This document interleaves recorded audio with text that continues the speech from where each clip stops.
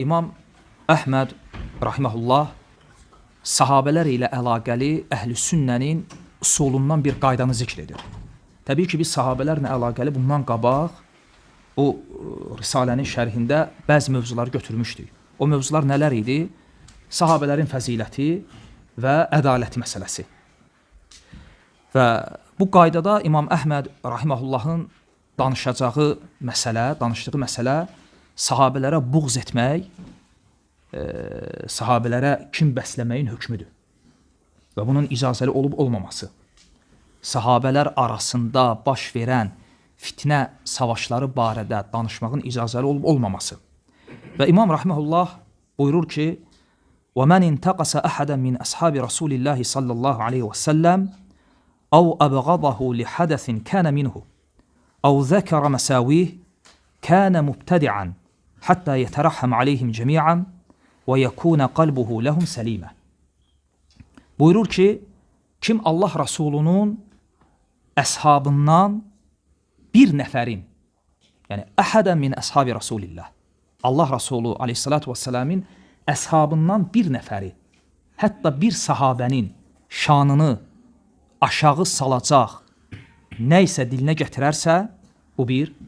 Və ikincisi, onun etdiyi hər hansı bir əmələ görə ona buğz edərsə, kim bəsləyərsə, bu iki. Və ya ona mənfi görünən sahabənin hansısa əməllərindən bir əməli zikr edərsə, dilinə gətirərsə, kənə mubtədiən. Bununla o, nə olar? Bidətçi olar. Nə üçün? Çünki əhl-i sünnənin usullarından, əsaslarından bir əsasa müxalif olduğuna görə, Quran və sünnəyə müxalif olduğuna görə, bununla o bidətçi olar. Və bu bidətindən çıxmaz, hətta yətərəhəm aleyhim cəmiyan. Hətta onların hamısına Allahdan rəhmət oxumayınca, bütün sahabələr barədə xeyr danışmadıqca, Allah Azza və Cəllədən onlar üçün bağışlanma diləmədikcə və yəkuna qalbuhu ləhum səlimə, və qəlbini onlar barədə səlim tutmadıqca bu bidətindən tövbə etmiş sayılmaz. Və İmam Əhməd rahimehullah dediyim kimi burada əhl-i sünnənin əsas, əqidə əsaslarından birini zikr edir. O da nədir? Deməli, biz bununla bilirik ki, bilmiş oluruq ki, əhl-i sünnənin əsaslarından birisi budur ki, gərək müsəlman həm dilini və həm də qəlbini sahabələr barədə səlim tutsun.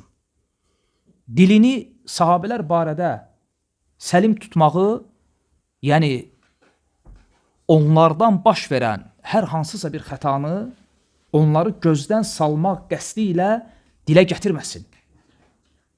Və sahabələr arasında baş verən fitnə savaşlarını məclislərin mövzusu etməsin. Rafizlər etdiyi kimi. Bu sahabələr barədə dilin qorunmasıdır. Və Allah Resulü aleyhissalatu vesselam buyurur ki, وَإِذَا ذُكِرَ أَصْحَابِ فَأَمْسِكُوا. Yəni sizin yanınızda mənim əshabım anıldığı zaman özünüzü tutun. Yəni dilinizə hakim olun. Və həmçinin bununla yanaşı gərək insan qəlbini də sahabələr barədə səlim tutsun. Onlar barədə gərək qəlbində heç bir həsəd və kin olmasın. Və bunun dəlillərindən birisi Allah Azza və Cəllənin bu ayəsidir. Həşr surəsi 10-cu ayə. وَالَّذ۪ينَ جَاءُوا مِنْ بَعْدِهِمْ. Allah Subhanahu və Teala bu ayədən qabaqki ayələrdə mühacir və ənsarlardan danışır. Və sonra buyurur ki, وَالَّذ۪ينَ جَاءُوا مِنْ بَعْدِهِمْ. Onlardan sonra gələnlər, yəni kimlər? Bizlər. Kim ki mühacir və ənsar sahabə nəslindən sonra gəlibsə, bu ayənin hökmünə girir. Necə dua edərlər Allaha həmin sahabələr barədə? Allah Azza və Cəllə bunu ayədə bizə izah edir və öyrədir. Buyurur ki, يَقُولُونَ رَبَّنَا اغْفِرْ لَنَا وَلِإِخْوَانِنَا الَّذ۪ينَ سَبَقُونَ بِالْإِيمَانِ.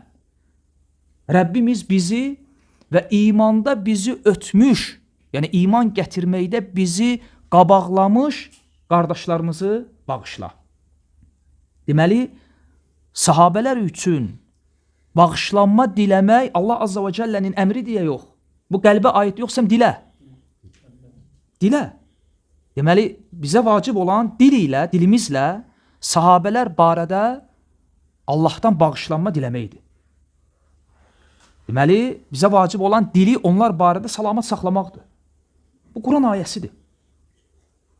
Yəni, sual budur ki, yəni ayədə, bu ayədən qabaq, konkret muhacir və ənsarların adı çəkilir, bəli.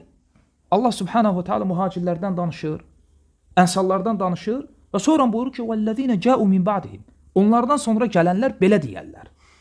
Dua edərlər ki, Allahım, bizi və imanda bizi ötmüş qardaşlarımızı bağışla.